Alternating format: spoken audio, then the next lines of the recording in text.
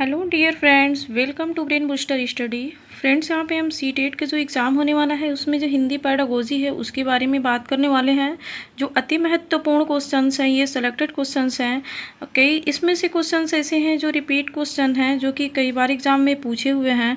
तो video skip बिल्कुल ना करिएगा फ्रेंड्स, आप लास्ट तक वीडियो देखिएगा और अच्छे से स्टडी करिएगा। इसमें से क्वेश्चंस जो हिंदी पैडागोजी है इसमें से ज़रूर आएंगे। तो चलिए सबसे पहले हम क्वेश्चंस की बात कर लेते हैं। यहाँ पे पहला क्वेश्चन है यहाँ पे कि छोटे बच्चे किसी भी सतह पर पेंसिल या रंगों को आगे पीछे घुमाना पसंद करते हैं, यह कहलाया है, क्या कहलाता है ये?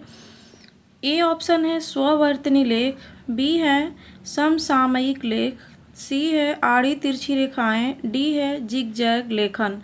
तो यहाँ पे ये पूछ रहा है कि जो बच्चे छोटे बच्चे होते हैं ना, उनको पेंसिल दे दीजिए या कोई भी कलर पेंसिल या कलर दे दीजिए, कुछ भी उनको दे दीजिए जो लिखने वाली चीज़ हो।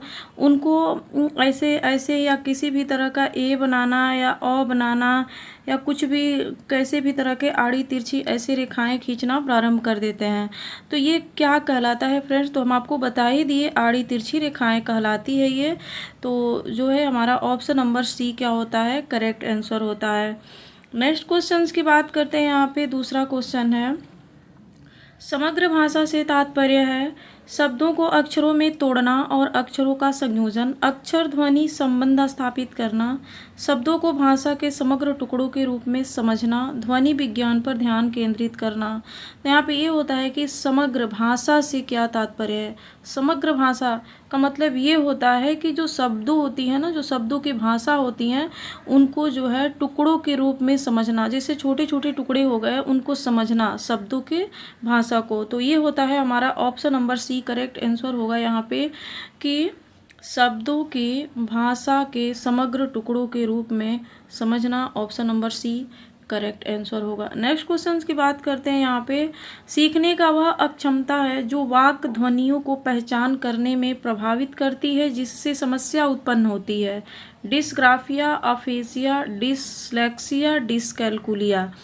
तो यहाँ पे जो सीखने का वह अक्षमता होती है जो फ्रेंड्स वाक ध्वनियों को पहचानने में, जो कि हम बोलने में अक्षम होते हैं, उसकी हम बात यहाँ पे हो रही है, वो विकार होती है जो ये डिजीज है, इसके बारे में यहाँ पे पूछा गया है। तो पक्का यहाँ से क्वेश्चन तो बनता है।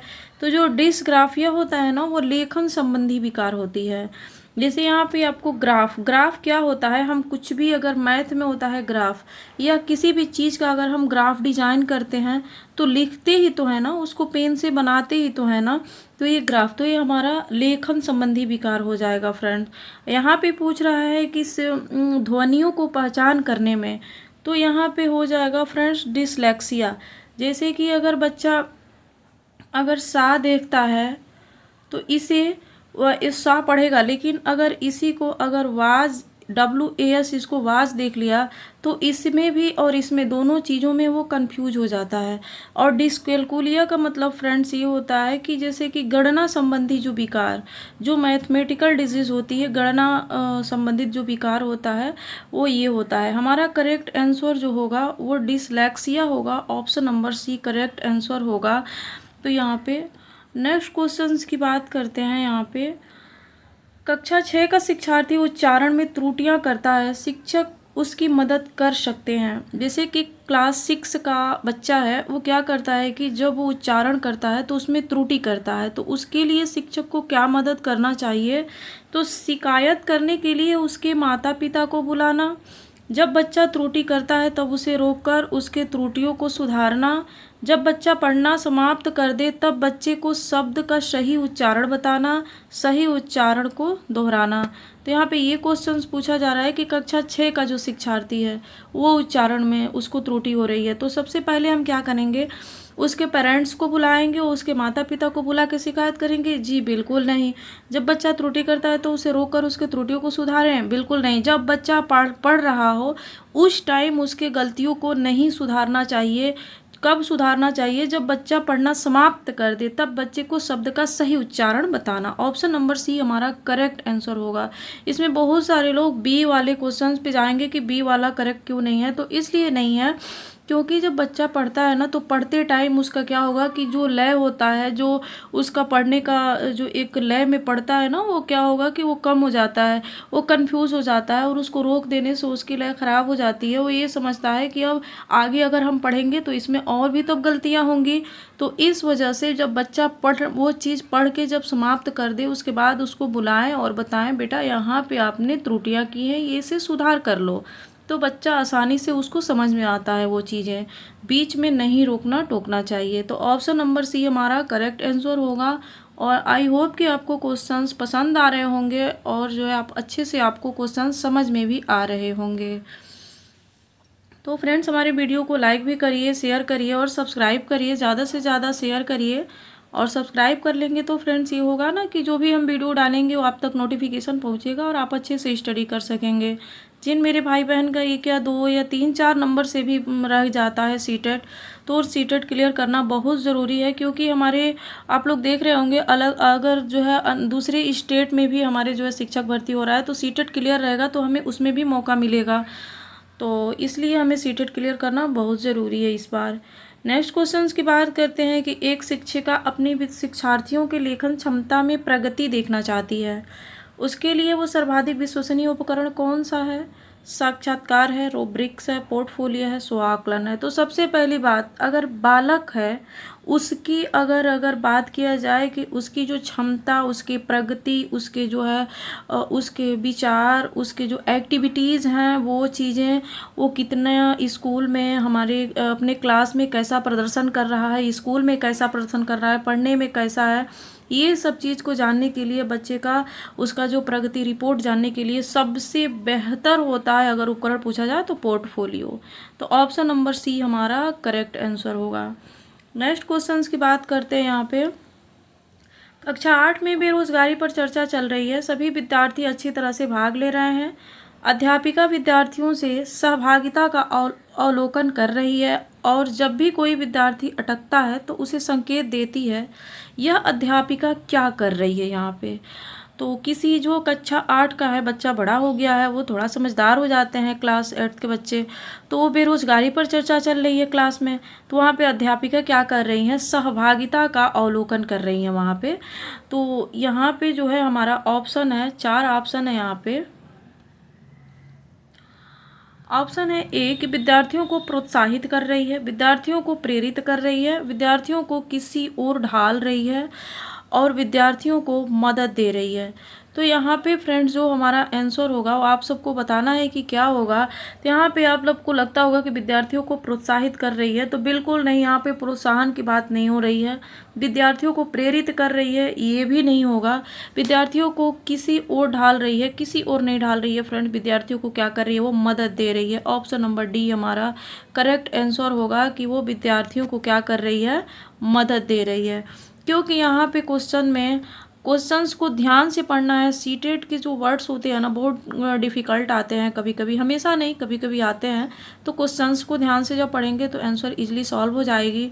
तो यहाँ पे है ना सहभागिता का अवलोकन कर रही है, यहाँ पे अध्यापिका विद्यार्थियों की सहभागिता। यहाँ पे जो सहभागिता की बात हो रही है ना, आपने पढ़ा होगा लेओ वाइगोत्स्की का सामाजिक सांस्कृतिक सिद्धांत, उसमें जो है ये बताया गया है ना कि उनको बच्चे को हेल्प करना, उनको जो है ZPD, वहाँ पे जॉन प्रॉक्सिमल डेवलपमेंट की बात हो रही है, वहाँ पे ढांचा पाड़ उसको जो है हेल्प की बात हो रही है। तो यहीं पे सहभागिता का अवलोकन कर रही है यहाँ पे।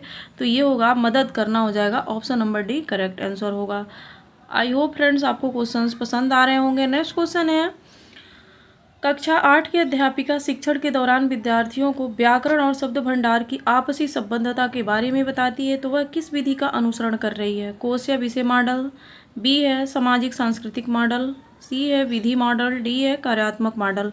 तो यहाँ पे कक्षा 8 का जो विद्यार्थी है वो क्या हुआ है कि वो विद्यार्थियों को व्याकरण का शब्द भंडार, आपसी संबद्धता के बारे में बताती हैं वो। तो यहाँ पे हमारा देखिए आपसी संबद्धता, यहाँ पे देखिए लेवाइगोत्स्की के अकॉर्डिंग आप देखेंगे तो सामाजिक सांस्कृतिक सिद्धांत में उन्होंने बताया है कि आपसी संबंध जो है अंतः क्रिया के माध्यम से बच्चा जब समाज में सीखता है तो यही होता है फ्रेंड्स आपसी संबद्धता। तो हमारा सामाजिक सांस्कृतिक मॉडल हो जाएगा, option number B correct answer होगा।